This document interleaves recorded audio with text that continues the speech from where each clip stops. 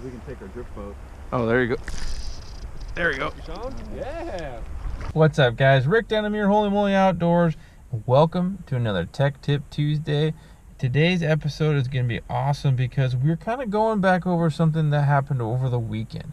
An absolutely epic trip out in Eastern Washington, but changing it up and going a little fly fishing for you guys on this Tech Tip Tuesday. So you're going to want to stay tuned for this one. We're going to go over some really cool stuff as this spring season really is kicking off. So stay tuned.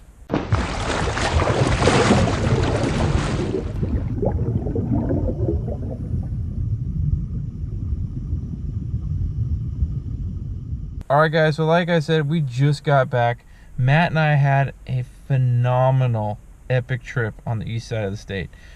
So what I want to talk about today kind of covers a little bit of that trip, but you guys will see a lot of that footage here later on at some point. But more importantly, the versatility of what springtime fishing has to bring to you.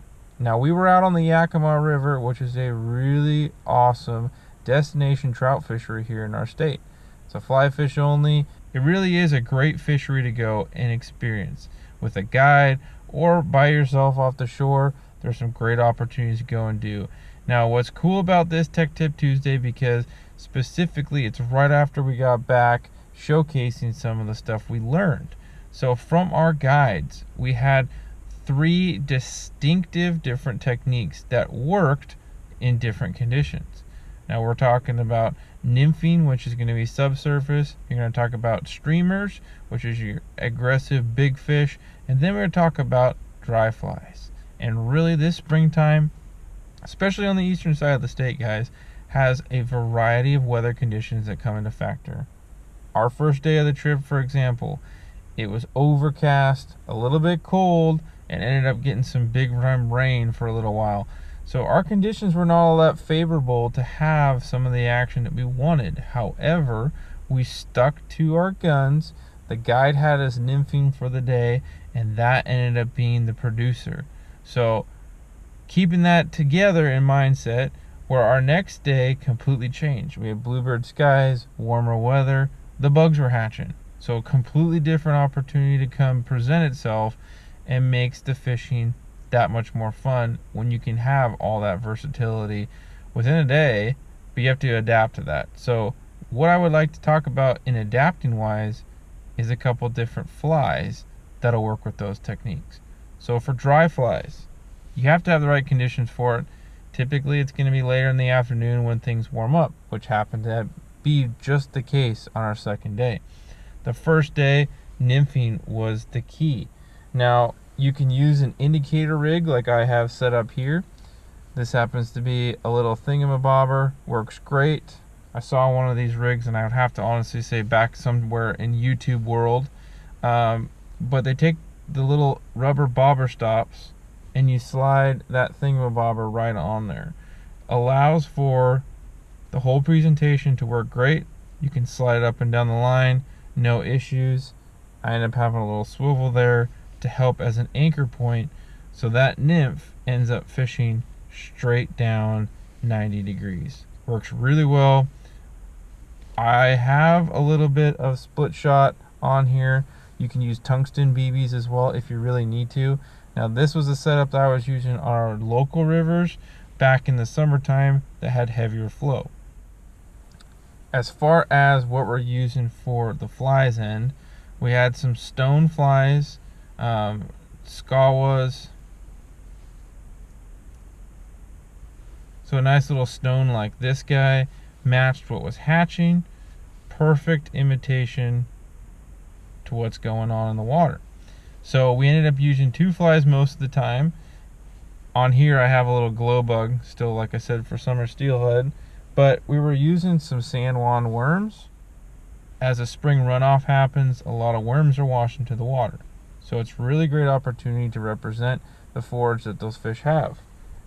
You can also drop it down and run a little Prince nymph, little flashback guy there. Really works well when those conditions desire for it. There are other stone flies like this guy here.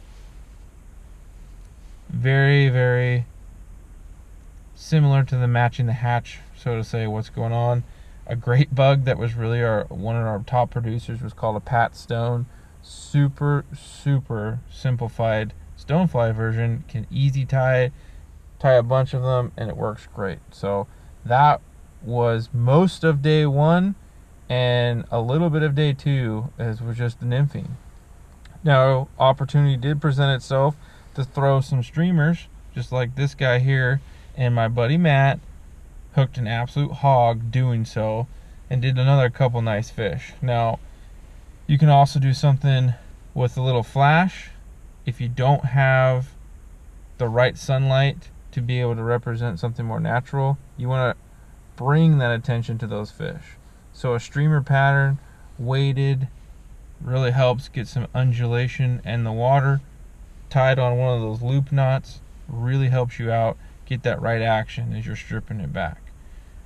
And like I said, lastly, then you get the dry fly action. So our second day, we noticed when we stopped for lunch that the sklawas were hatching like crazy. They were all over crawling on us. I mean, it was nuts.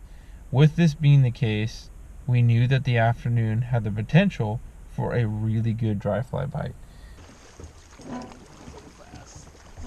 There you go. There you go. Oh yeah. Oh yeah. There you go.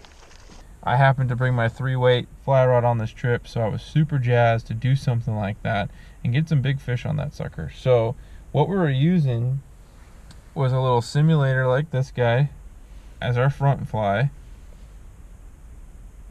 and our rear fly was a little bullet head, similar to this guy here, but you basically were allowing for a 2 presentation rig. Now you could use something with a little more color and casing like this guy here, but more or less one little bit bigger fly on the front and a little bit smaller on the back. Fish were hammering them all day long.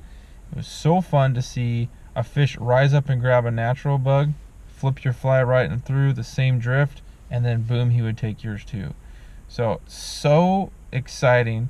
Fly fishing for me is my roots. That's how I got started with my grandpa when I was 4 years old.